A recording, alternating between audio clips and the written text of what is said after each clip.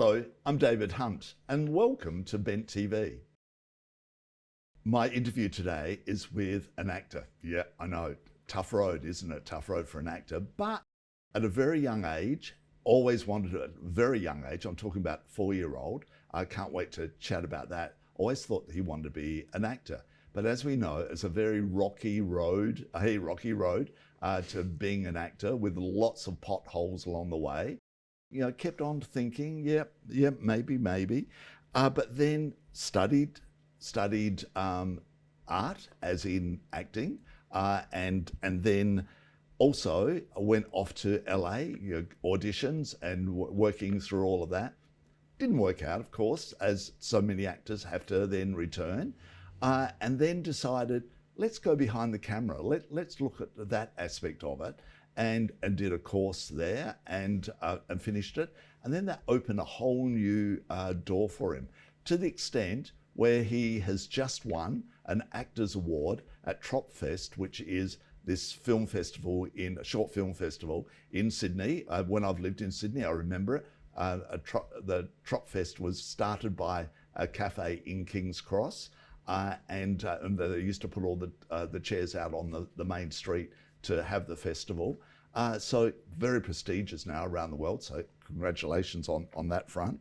And the next film could be a contender for the Cannes Film Festival as well. Whoa, look at this, things are starting to happen, but the long journey along the way. So let's meet him. Let's meet this person as a little 4-year-old kid, or how tall are you when you're 4, had this dream. Ben Keller, hello and welcome. Hello, thanks for having me. So let's talk about you as this 4-year-old kid. Why acting? What was it? So hard for me to put into words, because obviously being 4, I don't think I really had a full conception as to what my draw to acting would be right now. But I think I was so fascinated by storytelling, which is very cliche, everyone says storytelling, but it's amazing that you even thought of the storytelling thing, because 4-year-old kid's brain doesn't have that capacity. I think you have the capacity to experience a story and a story world and be engulfed by that. And I think maybe that's what it was. Like I enjoyed being sucked into a new world and being told a story by people that I know are pretending, but it's done in such a way where it just feels real. I think that's so cool. And you kept on following that dream through, through school, primary school and then high school? I did. I started drama classes when I was in primary school and did drama and did the school plays. I remember, I think when I was 6 or 7, we did a pirate ship show or something like that, and we had to like pretend that awesome. The ship was rocking. Yeah. So I've been doing it for quite a long time, even all the way through to high school as well. What about your parents? What did they think when you told them the stories of, hey, this is what I'm going to do? Yeah. They're going, yes. Of course you are, son. Of course you are. Did they help you a little bit, guide you a little bit along that road, or just let you find it for yourself? Well, I think on the whole, they've let me find things for myself my entire life and whatnot. And the first opportunity where I was able to properly see if I could give this a crack was when my mum found out that there was an open call for an agency. That was when we were living in Brisbane at the time. And so I auditioned for that and we didn't really expect anything, but then I got the agent. And that was kind of the first moment where my mum was like, okay. And then when we moved to Melbourne, I obviously had to move on from that agency. And then I went for another open call at an agency and she thought, well, this is either make or break. And then I got that agency and I've been with them ever since. Oh, wow. Yeah. Wow. But that's kind of when things started. And then had to win my dad over a little bit, I think, over the years. But my mum has been really supportive, and same as my dad. Now, you talked about Brisbane and then to Melbourne, but you're originally from New Zealand, is that right? Very, very correct. So how come your family moved around so much? Mainly because of my dad's work. Right. It usually is, isn't it? Yeah. And obviously wanting to have more opportunities, I think. I'm very glad that we moved to Australia because the scene is bigger here. Of course. There's more opportunities here. And I love Melbourne as a city. Oh, a great city. I adore it. I'm originally not from here myself. Yeah. But this is the city that I call home. You left school, high school, and then what happened then? Did you do your acting courses then? I did, yeah. So after high school, I actually finished high school in Singapore, and then Hello, yeah. another city. And then I came back to Melbourne. Why were you in Singapore? Dad's work as well. Oh, okay. Yeah, okay. yeah. So we ended up moving around quite a lot. But how was that though, as a kid growing up, moving so many times? How'd you go at school? Did you find that it made you a bit quieter, or were you good at mixing and making new friends? Or did you act it out? I think naturally there is a component where you learn to make friends quickly or to kind of try and assimilate very quickly. But there was a side of it where it felt nice to be able to reset if you needed to. Okay. But then now it's like, I don't think I can be stagnant. Like I can't sit in one moment. I need to kind of always be doing something. So maybe it comes from that. Yep. But it was good. I think to be a teenager growing into your prime years as an adult in another country, it really forces you to step outside your comfort zone. Also, the other side of it is that you're learning so much about other places to live. And then you went off to LA at one stage as well. Yeah. That would have been really interesting. How tough was that, going to auditions and stuff, where the world's there going to an audition? I think the reason why I had such a good time over there is because my base was training over there.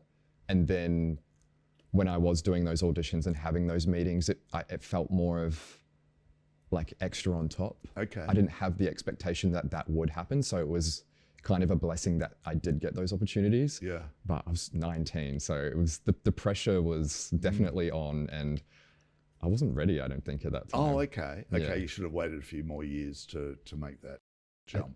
I think if I didn't do it then I wouldn't have done it. Done it all. Yeah. How did you come back from that? Were you disillusioned, or you thought, nah, that was just a tough stage, or was it good learning? The reason I came back was because of COVID. So I think that in a way helped. It wasn't necessarily on me. Okay. So that was always good. Good excuse. Yeah, it's a good excuse. And then I had a lot of success during COVID, a lot of auditions, not literal success, some people. On screen? As in getting lots of auditions and testing for a plethora of projects at a very high level. And that was a lot of great experience, because acting, like 95% of acting is auditioning. Yeah, and so I had a lot of practice of that. Yeah. And I think as a whole, like that culmination of all those experiences meshed together is kind of where I am now. Like it puts me in the right stead. What made you think, okay, I'm going to go behind that camera, because you were to another phase to learn more? Definitely. Yep. And you just want to be more informed on what happens behind the camera, because as an actor, you're kind of pigeonholed into this area, but as soon as you go behind the camera and you learn how producing works, how the process works, how to direct as well, it kind of opens up this entire scope. So you have a conception of the industry and where you fit into that. And that allows me as well to be a bit more self-assured. Like I'm able to step back and be like, okay, that's fair enough. I understand why things aren't going the way they are. And that allows me to pivot and take a bit more control. When you're an actor, you're a sole agent, but when you get involved with filming and whatever, there's a whole team of people, isn't there? Yeah. So therefore, it's nice to have that security of other people to talk to. Yeah, and you get to bounce off ideas. And if you're acting and producing, which I was lucky enough to do for Lincoln, which was ACTA nominated, which was incredible, I was able to go from the entire process from the early days of the script to like cut and print, and being the lead role in that, you kind of see the entire trajectory of the character, and then you get to collaborate on such an intimate level. Like that is game changing. Yeah, it would be. And when you said about the script, how do you find a script? Or do people come to you because you were part of a production company? I'm very lucky to be working with Jake Whitford, who's my co-founder, and he's the brains behind the writing and the directing. Okay, he so writes. He writes, and I'm very fortunate that he's very talented. So that's kind of how I would get scripts is I know people who write and are very talented, and then I see, oh, that's got legs. Let's turn that into something. Yeah. You mentioned Lincoln. Lincoln, as in Lincoln is the name of the character, Lincoln. Right. So nothing has no correlation to the president or the cars. What was that like? Was that your first time to actually, like be an actor in front of the camera?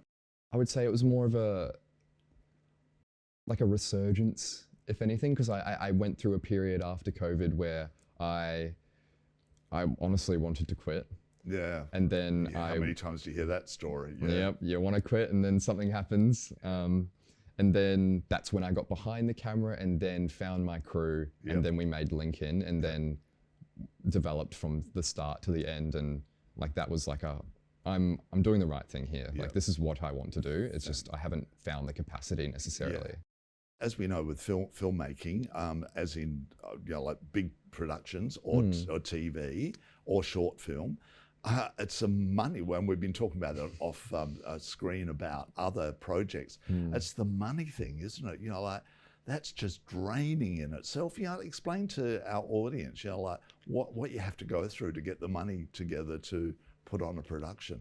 Well, you have to go through lots of hurdles and leaps and bounds. That's the hardest part, is figuring out where the money is going to come from. That's the big part of the industry, and I think that's probably one of the hardest parts to learn. Like it's trial by fire in a way. Yeah, and that's soul destroying a bit, isn't it? Because I know I've gone after money to produce TV stuff, and like you just go, oh, can I be bothered? But then if I don't, nothing will happen. Yeah, the processes are very, very long and grueling, and half the time you're probably not likely to hear back or as to reasons why you haven't been accepted. And that's really hard too, isn't it? Like you don't even get, like, oh, thanks, but no thanks. Thanks, but no thanks, yeah. The hardest part, I think, is finding the projects that are going to land or that you foresee will be interesting to investors. And then it's also filling in a lot of gaps with private equity and crowdfunding and your own pocket and volunteering just to make it happen so that you can get to that next echelon of exposure, and then people will be like, oh, okay, you can make a film, so we're going to give you some money now. So winning this prize at Tropfest must have changed a lot for you.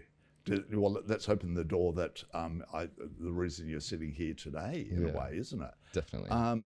Tell us about that. What's the film called? It's called We Don't Take Breaks. And it's a short film. Mm-hmm. Okay, and that came from your production company. Did your mate write it? It didn't actually come from the production company. Funnily enough, I was on set as a very small role in a short film, and the director was sitting at unit base and he was working on his pitch, and that's how I met him. And so I got the role that way. Wow. Yes. Wow. Very, very crazy experience. And what was it like? Did you know that you were doing something special when you started, reading the script and started to film it? Do you think to yourself, this is something really good here? As soon as I saw the pitch deck, I did have an inkling that this was going to be really, really good. And credit to Jasper and the creatives, because from the pitch deck to the final film that you see, it's pretty it's really close, and that's not a normal thing. Sometimes you'll get a concept and you'll be like, oh, we've had to weave it into something that's a bit of a departure, but it's still a great product. But We Don't Take Breaks turned out incredibly, and obviously was successful at Tropfest and opened that door for me in a big way. Tell our audience, what is Tropfest? Tropfest is it's the largest short film festival in the world, and it's based in Sydney. And essentially what happens is you submit your film, it has to be 7 minutes, and you have to include a prop that they've specified for each year. And then it's just a lovely evening, really. You all sit in the park and you watch the films, and then you have awards at the end. I've lived in Sydney a couple of times with my work back in the day, and we used to go down out the front of the cafe, just next to the fire station in King's Cross, and they shut the road off, and that's where everyone watched the films. From that to what it's grown to is quite remarkable, really. Were you there on the night? I was. Did you have an inkling that you might have won? I felt confident about the film itself, and I thought that was going to do well, which it did, but I had no idea at all that I would win Really? Best Actor. Yeah. So, how was it when your name was called out? Well, And did you did you actually out of body experience or something? as soon as I heard my name come from Sarah Snook's mouth, it was just like complete out of body experience. It was a lot of what's going on, what's happening, like head shaking. And I think I'm still coming to grips with that reality. Like it's gone from, the last couple of years of having not really booking much, apart from Insidious, which we can talk about in a little bit, maybe, to all of a sudden an ACTA nomination, our Academy recognising our film, and then being recognised by the leaders of our industry. That's such a pivotal moment for anyone. Yeah. And then it makes you realise, it's another reassuring thing. I'm in the right place. I'm doing the right thing. Yeah. What was your speech like? Did you have anything written down? No, and you can tell. Yeah, I was very flustered. I thanked my parent.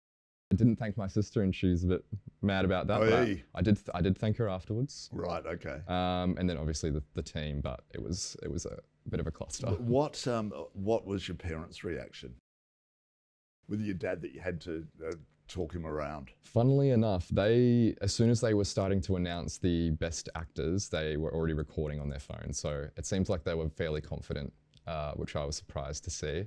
But yeah, they believe in me. They're very supportive, and I wouldn't be where I am without them. Right. Yeah. And what was the party like afterwards? You can't remember? I can remember, but I know a lot of people who probably wouldn't. That's what it's all about, isn't it? And it's the networking you do at that after party.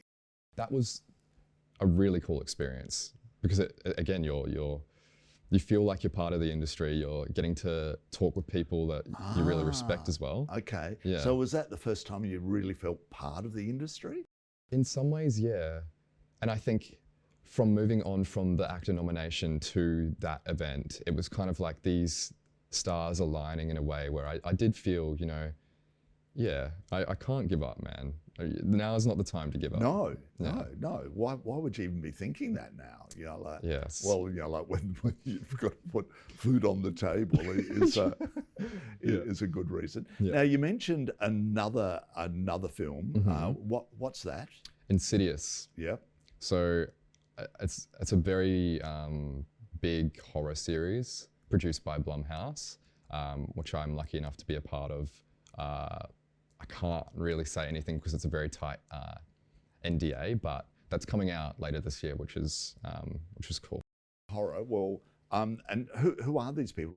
This one I think has American origins. Right. The first one came out, I think, 10 years ago, and then since then it's been, just exponentially, like the Saw guys from RMIT have just grown massively.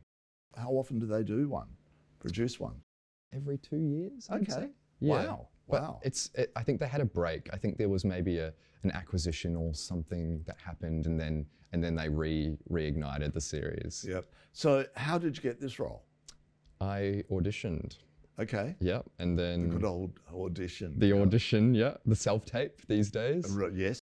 I think that's sad because nothing's better than like seeing an audition and where somebody's standing on stage nervous.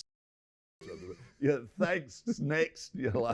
And also when you're in the room, you get to bounce off someone else. Yeah, and you're seeing other people's auditions as well. Yeah. Mm-hmm. And you get direction, which these days doesn't really happen. You kind of have to come to the tape polished and done, and then they'll cast off the tape. Yeah, no, I don't like that. It's like from working from home to me. It's a similar thing to that. You sent it off, and what happened then? Did it happen quickly, or was it months later? A quicker process because of the size of the role. It was a bit easier to cast. And then from there, it was more so just lots of fittings and wardrobe and makeup and stuff like that. That was probably a longer process than the audition process. Right, enough. Okay. Yeah. But what was the feeling like though when you got that role? How did you feel? I think it was a similar reaction to the other things that have happened. It's just like a small, okay, nice, like cool, moving to the next thing. But how excited do you get? Well, I would be. I'd be, like it would, like trying to keep it intact. When you go to Docklands and you're seeing all the big movie magic for the first time, I was so excited to see all that. For our audience, that down in Docklands there's this huge studio, like there's hangar after hangar down there, isn't there? And it was the state government built it, or probably 10 years ago now, maybe even longer. It's a massive facility, and it's attracted a lot of attention for international projects. But it laid a little bit dormant there for a few years back, didn't it? But now it's hit its stride, hasn't it? Now it's well and truly hit its stride. Yeah, Metropolis. It was supposed to come here, and then they pulled the pin on the project entirely. When is this coming out? This will be August. Right. Yes. And it's an international release. It's not. It'll be quite a big release, I believe. Yeah. Right. And how big is your role? Not very big, but it's a very exciting project nonetheless. That's exciting, and that'll be good profile thing for you around the world. But then there's this other project that might be released at the Cannes. What's that one? That is called The Squatters and the Fairy Princess. I love the name. It's very cool. It's a short film. Yep. And it's about a little girl who's grown up in essentially a house full of squatters. It's a little bit different now. That was the original concept. And is that through the production company? This is through my production company, right, okay. with Jake. Right. And we've been selected for the Cannes film market currently. And so we'll hear next month whether we've been selected officially. So it's finished? It's finished, yeah. Right, okay. But you're sitting on it at this stage, are you? Yeah, so it's done, and now we're waiting to send it across the world to do all the festival runs. Right. So essentially now you finish the short film and then you sit around and wait for a year and a half to see where it picks up, and then it is very frustrating, and even more so if it doesn't get selected. But I'm very excited about this one. I think it'll reach audiences in the right way because it's got a more nostalgic feel. We shot on 16mm. Oh, okay. And the lead... That would have been expensive. It was. It was, but we made it work. Yeah. And I think we're better off because of it. It's just a really beautiful slice of life, and it has this nice nostalgic feel, and it really tugs at the heartstrings as well. And are you in this? I'm not in this one. Oh, yeah. So I'm completely behind the camera on this one. Yeah. Okay. Yeah. But how do you feel about that? Good, but in a different way. Margot Robbie, she does a lot of behind the camera stuff as well. So I think naturally it keeps me in the world, which is nice. Yep.